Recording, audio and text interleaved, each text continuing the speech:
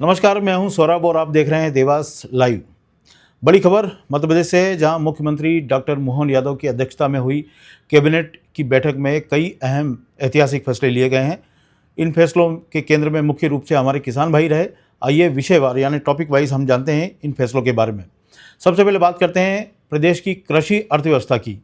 सरकार ने इस वर्ष को किसान कल्याण वर्ष के रूप में मनाते हुए बड़ा खजाना खोल दिया है।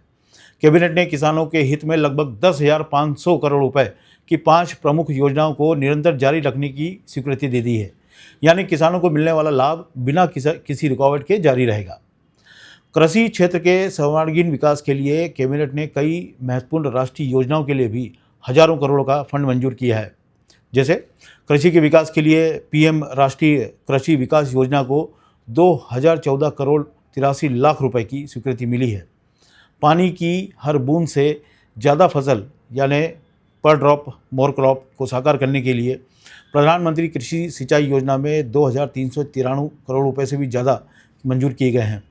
राष्ट्रीय खाद्य एवं पोषण मिशन को बढ़ावा देने के लिए 3,285 करोड़ से ज़्यादा का फंड मंजूर किया गया है।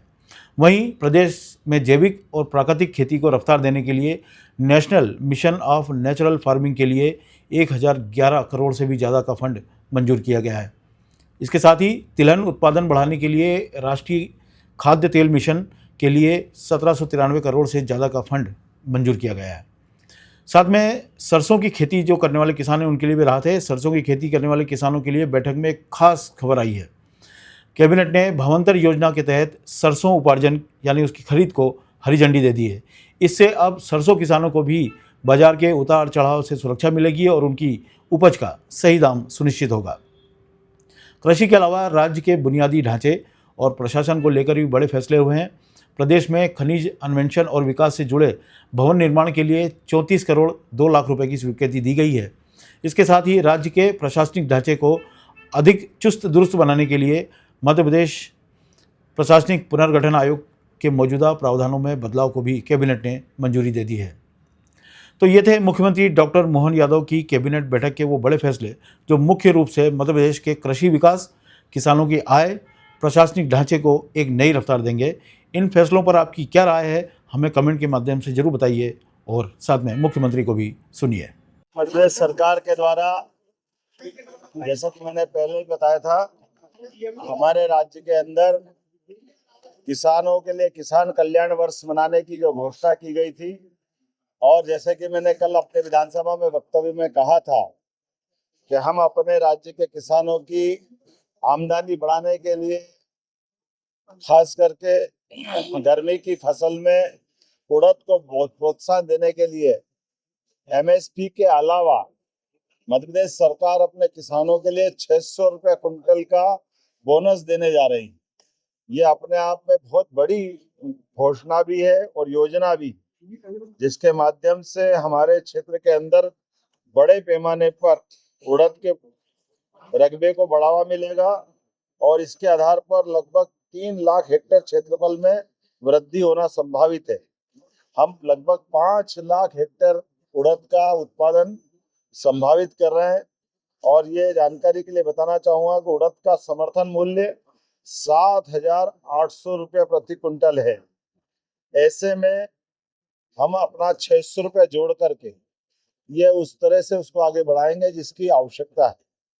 मैं अपने किसानों के लिए खासकर आज जो कल कहा था, आज कैबिनेट में मंजूरी जो दी गई, दूसरी हमने भावांतर योजना जिसके माध्यम से लगभग 1,500 करोड़ की सहायता किसानों को सोयाबीन उत्पादन के माध्यम से दी गई थी, उसी प्रकार से सरसों खरीदी को लेकर के मध्य प्रदेश सरकार की कैबिनेट ने आज निर्णय किया है और आज मैंने सदन में अवगत भी कराया कि हमारे राज्य के अंदर भावांतर योजना के माध्यम से जो 28% का रकबा हमारा सरसों के उत्पादन का बढ़ा है, इसमें लगभग हम मान के चल रहे हैं कि 15.71 लाख टन का मैट्रिक उत्पादन सरसों का होगा।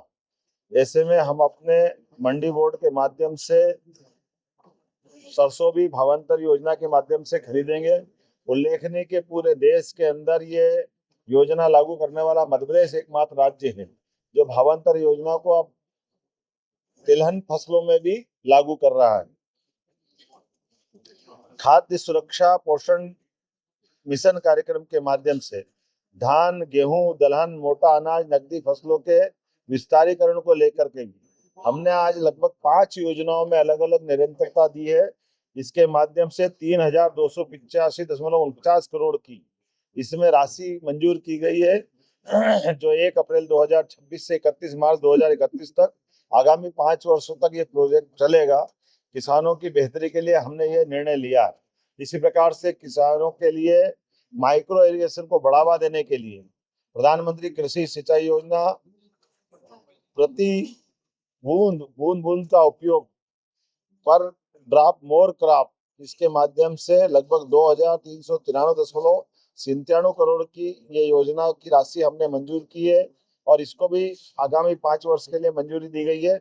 किसानों को सिंचाई के रकबा बढ़ाने में ये महती योजना रहेगी, इसका बड़ा लाभ मिलेगा। पीएम राष्ट्रीय कृषि विकास योजना के लिए भी हमारी सरकार ने कैबिनेट के माध्यम से 2008.683 करोड़ के प्रस्ताव की मंजूरी दी गई है, जिसके माध्यम से कृषि और संबद्ध क्षेत्रों में विकास के सभी संसाधनों के लिए वित्तीय व्यवस्था दी जाएगी और समग्र रूप से खेती के लिए और संबद्ध क्षेत्रों में विकास के नए आयाम खुलेंगे। हमारी सरकार मध्य प्रदेश वैसे भी देश भर में प्राकृतिक खेती के लिए सबसे बड़ा रकबा लेकर के उसमें प्रमुख भूमिका, अग्रणी भूमिका रहता है। ऐसे में इसको और बढ़ावा दे करके, खास करके मोटे अनाज को बढ़ावा देने के लिए हमारी सरकार प्राकृतिक खेती के साथ इसको जोड़ करके उत्पादन बढ़ाने के लिए, मिट्टी की उर्वरता बनाए रखने के लिए, पर्यावरण की सुरक्षा और रसायन मुक्त खाद्य उत्पादन को बढ़ावा देने के लिए हमारी सरकार ने नेचुरल फार्मिंग मिशन में जो योजना संचालित है, इस योजना को भी 1,011.59 करोड़ के वित्तीय सहायता देकर के आगामी 5 वर्षों के लिए इस योजना को भी निरंतरता में लाए। तिलहन फसलों के लिए भी हमारा राज्य बहुत तेजी से काम कर रहा है। ऐसे में तिलहन उत्पादन को प्रोत्साहन की आवश्यकता है, क्योंकि इसके अभाव में आयातित तेलों पे हमको दूसरे देशों पे निर्भर रहना पड़ता है खाद्य तेलों के लिए। ऐसे में हमारे राज्य ने तिलहन के लिए आयल सीड योजना, राष्ट्रीय खाद्य तेल मिशन की इस योजना के लिए आज 1,793.87 करोड़ की इस योजना की निरंतरता की स्वीकृति दी है। इस योजना के माध्यम से हम अपने राज्य के अंदर आयल सीड को भी बढ़ावा देंगे। इन 5 योजनाओं के माध्यम से आयल सीड सहित मोटा अनाज और सभी प्रकार की सिंचाई और सबको जोड़े तो 10,493.60 करोड़ की वित्तीय आकार की स्वीकृति आज कैबिनेट के माध्यम से मिली है। मैं अपने राज्य के लगभग 1.25 करोड़ से ज्यादा किसानों को बधाई देना चाहूंगा जो प्रत्यक्ष खेती में लगे और राज्य के अंदर इससे जुड़े हुए बाकी सब वर्गों को जोड़ा है। तो पूरे प्रदेश को बधाई देना चाहूंगा जिनने किसान कल्याण वर्ष के माध्यम से हम जो बड़ी सौगातें दे रहे हैं, इसका लाभ हमारे राज्य में भी हो रहा है और राज्य का कृषि रकबा भी बढ़ रहा है, कृषि विविध फसलों को भी प्रोत्साहन मिल रहा है, प्राकृतिक खेती को भी प्रोत्साहन मिल रहा है, आयल सीड को भी प्रोत्साहन मिल रहा है। मैं अपने राज्य के सभी वर्गों के साथ साथ पीने के पानी के लिए भी हमने अपनी आज कैबिनेट में निर्णय किया है कि वो पंचायतों के माध्यम से किसानों के समान अपने ग्रामीण जनजीवन में भी पेयजल की उपलब्धता सुनिश्चित करें। जी राम जी योजना के माध्यम से हम इसके साथ जुड़ करके भी भारत सरकार की मंशा के साथ कदम से कदम मिला के चलने के लिए तैयार है।